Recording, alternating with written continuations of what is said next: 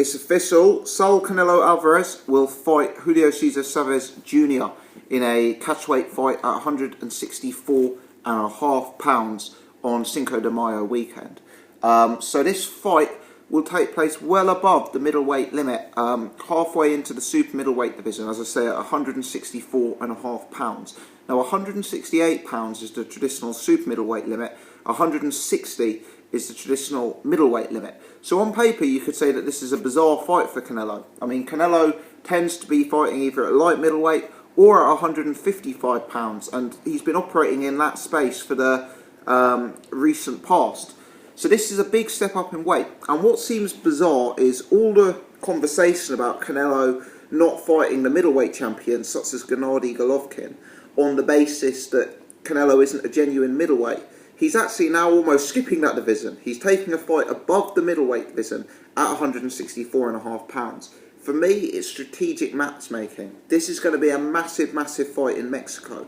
Funnily enough, in the UK, I don't believe this fight will develop into a massive fight. I don't believe this is going to be a fight on the lips of all boxing fans. But in Mexico, clearly this is going to be the definition of a mega fight. Julio Cesar Chavez Jr., the son of one of the country's biggest boxing legends of all time, and Canelo Alvarez, currently probably the #1 star in boxing in terms of pay-per-view draw, squaring off against each other. For my money, despite the fact that this is a huge step up in weight for Canelo, I actually would make him an extremely strong favourite to win here. And I think there's two reasons why. I think firstly, and I know this is quite a negative thing to say, I don't like to be negative when big fights get made. I've always actually been sceptical as to how good Julio Cesar Chavez Jr. actually was. I know he's got some good form if you look back on his resume, and if you go back to the early days when he was coming up through middleweight. I think he fought Andy Lee, for example, and he won in good fashion.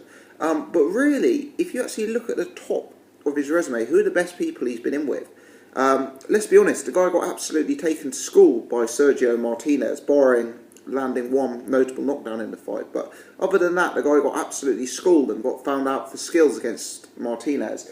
And subsequently, we've seen his life and his career kind of spiral a bit out of control, stepping up in weight class and missing weight routinely and being stopped in fights and taking a few losses, etc.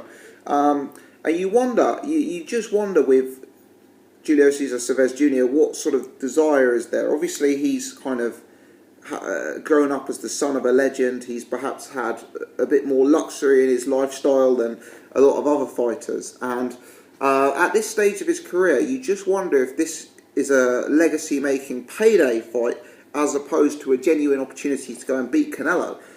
Because surely, for a guy who's been missing weight at higher catchweights and at higher weight classes, to drop down to 164.5 pounds is going to absolutely kill Chavez Jr. I know he's made 160 in the past, but his body has been used to making much bigger weights recently. And let's be honest, we know that famously his weight has completely spiraled out of control when he's been out of the ring. So, it's going to be very, very, very hard for him to come down to this weight. Now, Canelo, this is a big step up in weight for him, but we know Canelo's been entering the ring at weights well in excess even of this catchweight. So for Canelo Alvarez, it's going to be an opportunity to take a fight where he's going to be substantially less drained, and it's going to be an opportunity to take a fight against an opponent who's going to be extremely weight drained in order to make a catchweight. So for me, the weight is actually a big factor in this fight. And before we start talking about whether Julio Cesar Chavez Jr. has a chance of actually upsetting the apple cart and beating Canelo here, I think we've got to consider the fact, does Chavez Jr. have a chance of making the weight? Because from my perspective, that's a 50-50 bet where I'm standing. Canelo is a fighter who's improved. Canelo is a fighter who's impressed me massively. He's not just a puncher, he's a sophisticated boxer. He stalks his opponents, he counter-punches very well. He's got very, very, very underrated skills, Canelo. He got taken to school by Floyd Mayweather, but he was very young when that fight happened, and since then he's improved massively if you look at his more recent fights against big-name opposition like Miguel Cotto and Kirkland, etc. I thought he looked fantastic against Liam Smith recently. Canelo's an improving guy, and for me, Chavez Jr., you just wonder, sucked down to that weight class, is he going to be vulnerable to the power of Canelo? Is he going to be worn out and have low stamina through patches of this fight, given the fact that he's going to be so drained in order to make the weight? For me, Canelo a strong favourite. If I'm honest, it's not for me a fight that massively gets my pulse racing, and I think a lot of that's because I haven't truly bought into the hype around Chavez Jr. I've just never really been sold on him. For me, there was real good matchups that could potentially have been made for Canelo. And this is obviously a UK fan perspective here, I would have liked to have seen a Billy Joe Saunders fight at £160. The Golovkin fight obviously is a globally significant fight. I would have loved to have seen a Chris Eubank Jr. fight. I think that would have been a great spectacle to behold.